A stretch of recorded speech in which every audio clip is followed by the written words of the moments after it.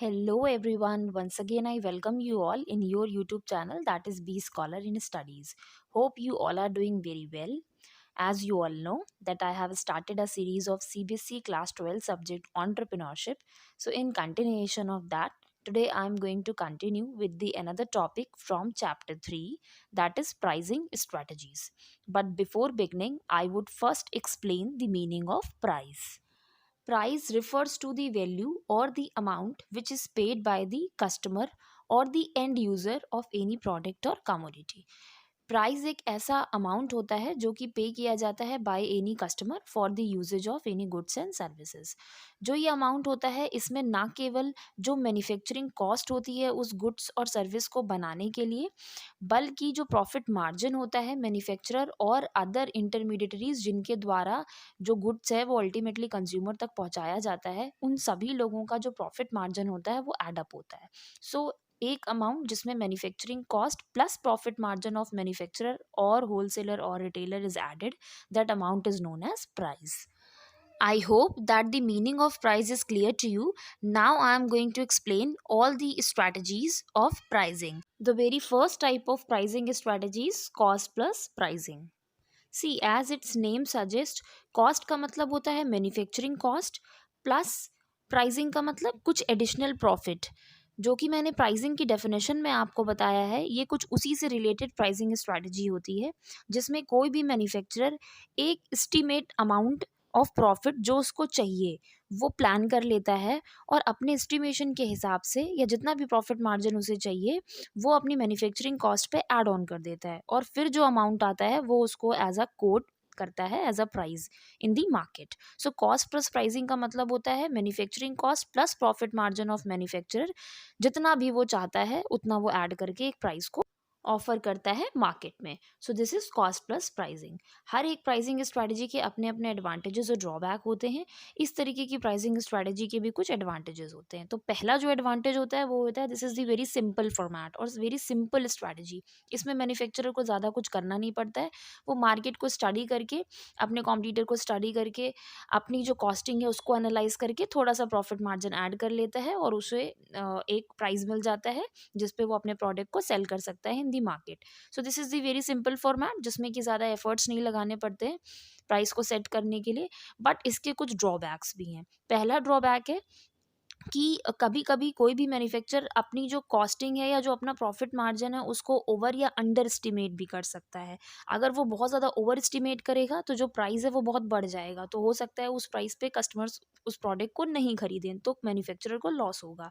या फिर कभी कभी क्या होता है कि वो अंडर एस्टिमेट भी कर सकता है प्राइस हो। सो दोनों ही केसेस में मैन्युफैक्चरर को लॉस हो सकता है। So these all are the advantages and drawbacks of cost plus pricing. Now I am going to continue with the another pricing strategy, that is penetration pricing strategy. Penetration का मतलब होता है market को penetrate करना।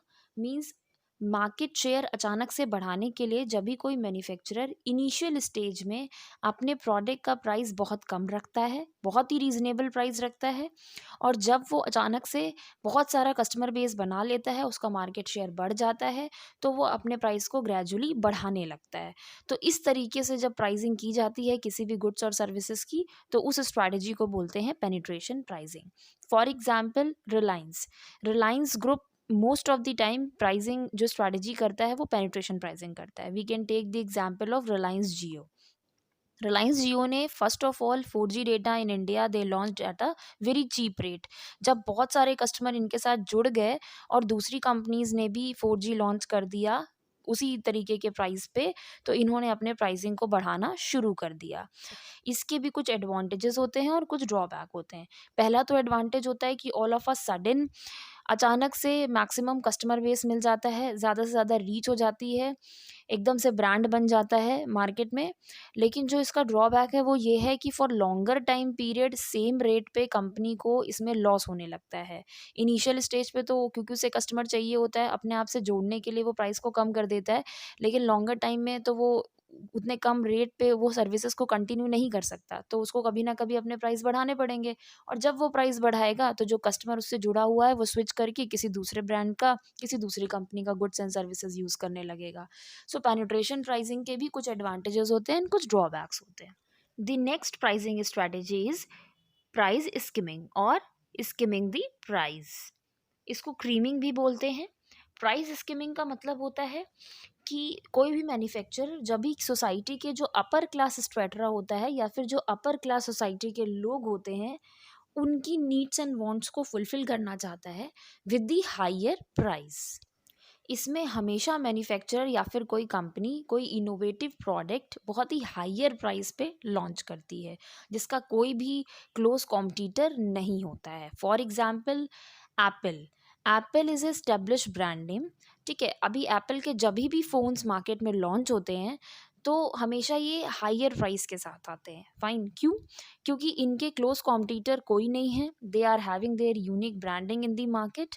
We can take the example of BMW in automobile sector। BMW, Mercedes, ये सारी जो four wheelers हैं, व्हीकल्स हैं, ये सारे के सारे लाइट सोसाइटी के लिए, हायर क्लास स्ट्रेटा के लिए, तो जो उनके लिए जो प्राइसिंग की जाती है वो हमेशा बहुत ही एक्सपेंसिव होती है। और इस तरीके की गुड्स एंड सर्विसेज के जो भी यूज़र्स होते हैं वो हमेशा उन गुड्स एंड सर्विसेज को अपनी डिग्निटी, अपनी रिकग्निशन, अपनी एक सोशल इमेज के साथ एसोसिएट करके यूज़ करते हैं। उनको लगता है कि अगर हम इस तरीके का आईफोन यूज़ करेंगे then only we will be able to differentiate us from the crowd. तो कहने का मतलब है कि ये इमेज और प्रेस्टीज से रिलेटेड क्वेश्चन हो जाता है, तो इनके जो प्राइजेस होते हैं वो बहुत हायर होते हैं। इसके कुछ एडवांटेजेस हैं। पहला एडवांटेज तो ये है कि कस्टमर की सेल भले किसी भी मैन्युफैक्चरर की जो प्रोडक्ट की सेल है वो मे भी कम हो, लेकिन ये कम सेल में ही इतना ज़्यादा प्रॉफिट अर्न कर लेते हैं कि इन्हें कोई खास फ़र्क नहीं पड़ता। ड्रॉबैक ये है कि इनकी ब्रांडिंग तो मार्केट में बहुत अच्छी होती है लेकिन ये हर तरीके के कस्टमर तक नहीं पहुंच पाते हैं। और अगर कोई भी नया टेक्नोलॉजी के साथ इनोवेटिव प्रोडक्ट आता है तो पुराना वाला ऑब्सलीट होने के भी चांसेस बहुत ज़्यादा रहते हैं। या फिर अगर इसी टाइम पे किसी क्लोज कॉम्पिटिटर ने थोड़ा सा पेनिट्रेशन प्राइसिंग कर दिया तो फिर जो इनका जो मार्केट शेयर है वो भी अचानक से चला जाता है। So there are various advantages and drawbacks of skimming the price strategy as well.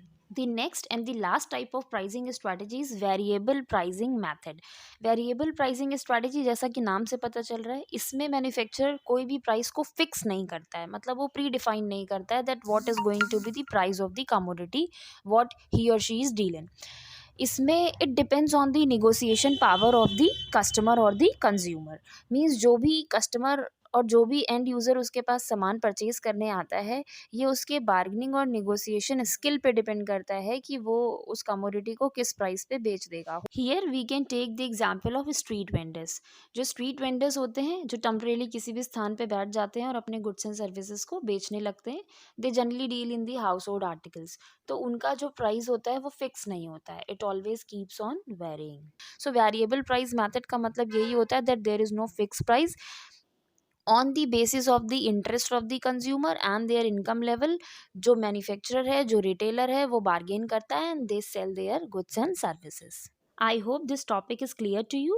If you like the efforts made, so please like the video, share it with your friends, and don't forget to subscribe the channel. Thank you.